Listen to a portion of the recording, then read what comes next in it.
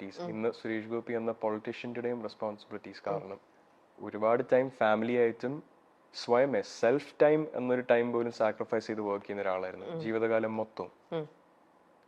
അങ്ങനെ ഒരാളായിട്ട് സ്വന്തം മക്കൾക്ക് പോലും സമയം സ്പെൻഡ് ചെയ്യാൻ കിട്ടുന്നത് വളരെ ചുരുക്കമാണ്.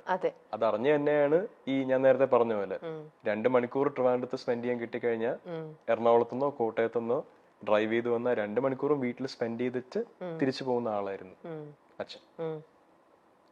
സ്വാഭാവികമായിട്ടും ഒരാൾ അവിടെ വീട്ടിൽ സാക്രിഫൈസ് ചെയ്യേണ്ടി വന്നു.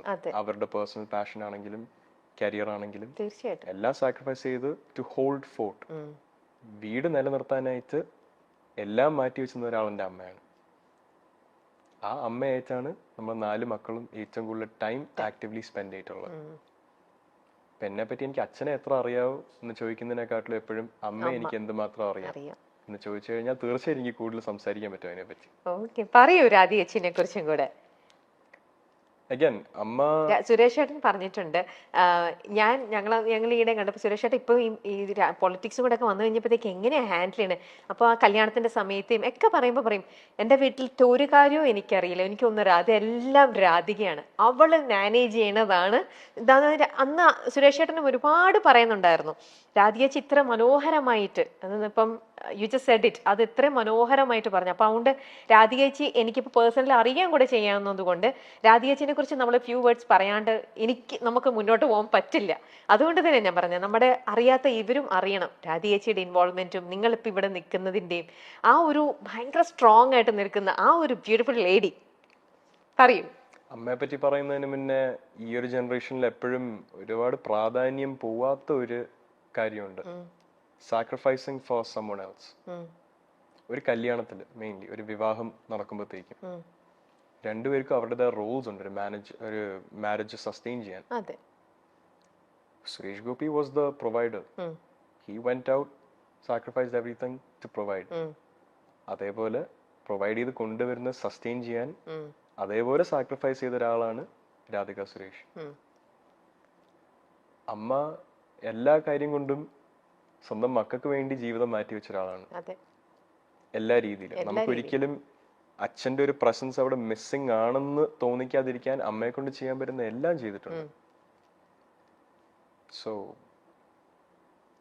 speaking about someone who sacrificed their own life for someone else, be it their own kids. പക്ഷെ ആ സാക്രിഫൈസ് ചെയ്യാന്ന് പറയുന്നത് ഈ ഒരു ജനറേഷൻ ഒരുപാട് കാണാറുണ്ടോ? എല്ലാവരും അവരുടെ കാര്യം നേടാൻ വേണ്ടി നടക്കുന്ന ഒരു ജനറേഷനിൽ ഞാൻ കണ്ടു വളർന്നത് എല്ലാം സാക്രിഫൈസ് ചെയ്ത് മക്കൾക്ക് വേണ്ടിയും കുടുംബത്തിന് വേണ്ടിയും നിൽക്കുന്ന എൻ്റെ അമ്മയാണ്. അതേപോലെ ഒരു സാക്രിഫൈസ് ചെയ്യാൻ പറ്റുമെന്ന് പറയുന്നത് ഒരാളുടെ മെന്റൽ സ്ട്രെങ്തിനെ മാത്രം കോംപ്ലിമെന്റ് ചെയ്യുന്ന ഒരു കാര്യമാണ്.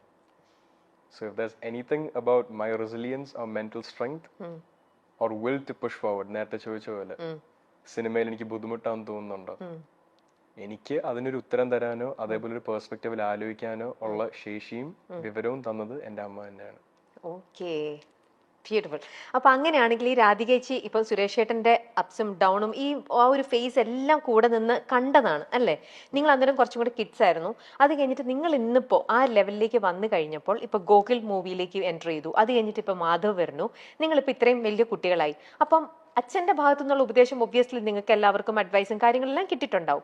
എന്നാലും അച്ഛന്റെ പ്ലസും മൈനസും കണ്ടു വളർന്ന എങ്ങനെയാണ് ഇതെന്നൊക്കെ കണ്ട ഒരു അമ്മയുണ്ടല്ലോ.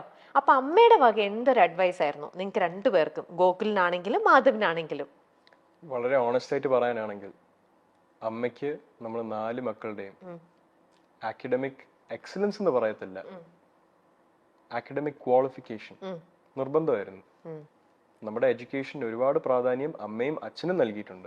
പക്ഷെ ആക്റ്റീവ്ലി വീട്ടിൽ കൂടുതൽ ടൈം സ്പെൻഡ് ചെയ്യുന്ന അമ്മ ആയതുകൊണ്ട് അമ്മ അത് നമ്മുടെ ഒരു കോറിൽ എൻഗ്രേവ് ചെയ്തിട്ടുള്ള ഒരു കാര്യമാണ്. നമ്മളെല്ലാവരും ഇപ്പോൾ മാസ്റ്റേഴ്സ് എടുത്ത് PhD ചെയ്ത ആൾക്കാരൊന്നും അല്ല.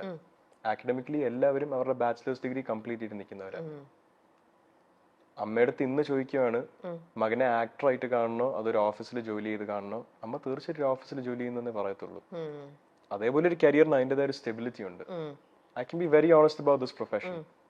ഹൈലി കോമ്പറ്റീറ്റീവ് ആണ്. വേറൊരാളുടെ പെർസ്പെക്റ്റീവ് കൊണ്ട് പലപ്പോഴും സക്സസ്ഫുൾ ആവുന്ന ഇൻഡിവിജ്വൽസ് ഉള്ള ഒരു കരിയറാണ്. പ്രേക്ഷകരാണ് ആക്ടേഴ്സിനെയും സക്സസ്ഫുൾ ആക്ടേഴ്സിനെയും സൂപ്പർ സ്റ്റാർസിനെയും ക്രിയേറ്റ് ചെയ്യുന്നത്. ഒരാൾ എത്ര പണിയെടുത്താലും ആ പണി എങ്ങനെ ആൾക്കാർ സ്വീകരിക്കുന്നു, അതിലൂടെ മാത്രമാണ് ഒരു കരിയറിന്റെ സക്സസ് ലെവലോ അല്ലെങ്കിൽ ഒരു ഇൻഡിവിജ്വലിന്റെ സക്സസ് ലെവലോ ഈ ഒരു ഇൻഡസ്ട്രിയിൽ ആപ്ലിക്കബിൾ ആവുന്നത്. അങ്ങനെ വരുന്ന ഒരു സന്ദർഭത്തിൽ ഒരു പാരന്റ്സ് ഒരു പാരന്റ് ആൻഡ് ലൈക്ക് ബോത്ത് പാരന്റ്സിന് എപ്പോഴും അവരുടെ മക്കള് ഒരു സ്റ്റേബിൾ കരിയർ, ഒരു സ്റ്റേബിൾ ലൈഫ് ലീഡ് ചെയ്യണം എന്നുള്ള ആഗ്രഹം കാണുമല്ലോ. അത് എന്നും പ്രയോറിറ്റൈസ് ചെയ്തിട്ടുള്ള ആളാണ് അമ്മ.